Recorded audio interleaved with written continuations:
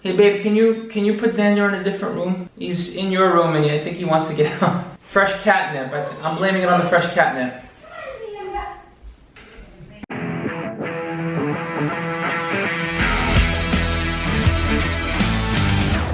What's up everybody? Today I want to talk to you about something that I wish I focused on way sooner in my journey on the quest for gains: sleep. And today's video is about whether or not you can catch up on sleep. In short, no.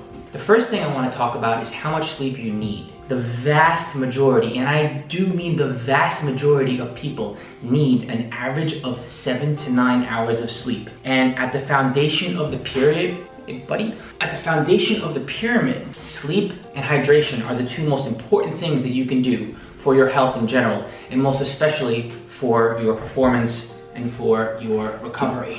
That is my kitty. My kitty really does. That's Xander. Xander really likes to steal the limelight. All right, back to what we're talking about over here. So the vast majority of people, 7 to 9 hours of sleep. There are a few exceptions to the rule. However, there are some that may need a little bit more or a little bit less. Now, the whole premise of what we're talking about today is whether or not you can catch up on sleep. And when I say catch up on sleep, I mean, can you short yourself during the week and catch up during the weekend? In theory, if you're getting the same amount of hours on average of sleep throughout the week, then you're still sleeping 7 to 9 hours and you should be all right, right? Well, here's why that is not true.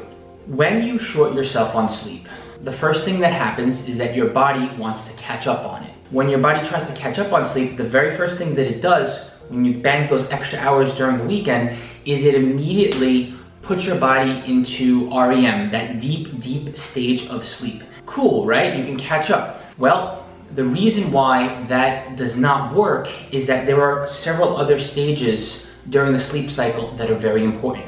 If we're talking about what we talk about over here, which is performing and recovering as an athlete, the problem with that is during stage 3, non-rapid eye movement, that stage of sleep is where our muscles are able to fully relax, where we have increased blood flow and circulation to the muscles, and that's where we are going to be recovering. And the name of the game to be able to be the best possible athlete that you can be is to be able to have a sound plan of attack for recovering.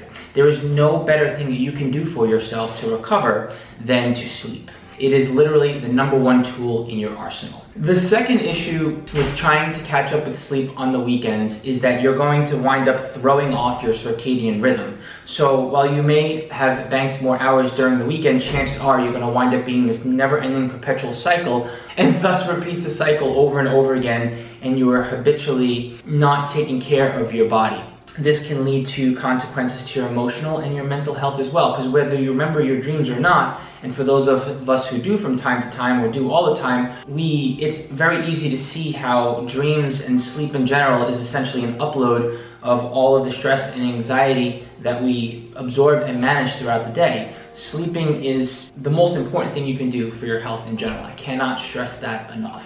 Other consequences of lack of sleep: it can affect your mood, it can affect your temperament, it can affect your ability to focus. So for example, when you go into the gym and you're fatigued, right? It kind of feels harder to move the weight, and then eventually you get going, and sometimes it works out and sometimes it doesn't. At some point you need to catch up with all the fatigue from the physical stress that we need to recover from our training. That's all well and good. Now here's the kicker. Even with just one night of bad sleep, your workout the very next day, the consequences to your ability to train hard and to focus and to lift that weight are worse because of the lack of sleep than all of the accumulated fatigue that you've been building up from your training stress. So that is due largely in part to the cortisol, to that hormone that flows through your system when your body is craving the loss of sleep. And what that winds up doing is it just leads to crappy workouts.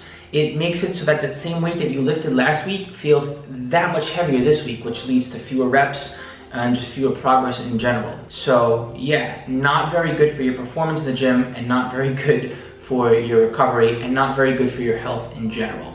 You might be asking yourself, well, what can I do? I have a busy Monday through Friday, and the weekend is the only time that I have to catch up on sleep. And I've been there before, my friends, trust me. I've spent many upon many of years surviving and thinking that I was doing quite well on 6 hours of sleep or less. The truth is that we are adaptive and resilient creatures, and we can create our normal and feel like it's okay. And yes, you can certainly live on 6 hours of sleep or less and be just fine with it. And every once in a while you have a weekend where you get 7 or 8 hours of sleep.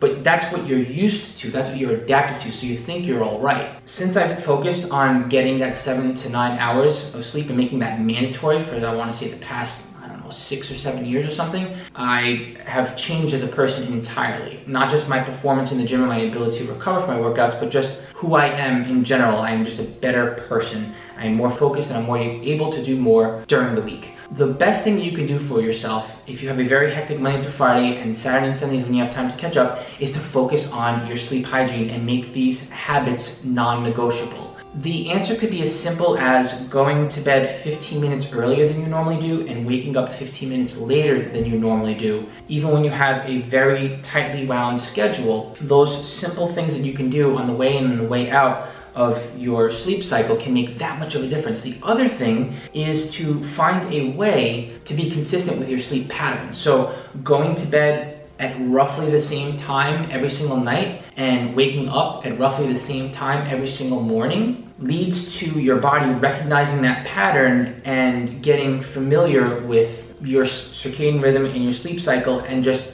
having better sleep in general. It makes such a big difference to have a consistent sleep pattern, and your body will recognize that and it will run with it, and it can change so much, so much. Other things that are pretty important, especially in this day and age where we are plagued with information overload, is turning that information down, turning the volume down towards the end of the night. Studies have shown consistently that blue light is very invasive to our body, and it slows down our bodies and our mind's ability to know that it's time to go to sleep. So what do? We wind up changing the light, but still looking at the screen. But you're still absorbing all of that information. We need to find ways towards the end of the night to tell our brain that it's time to shut down. And for those of us that are worked up and we can't necessarily decompress and we need the sleep to decompress, there are other helpful ways to do it.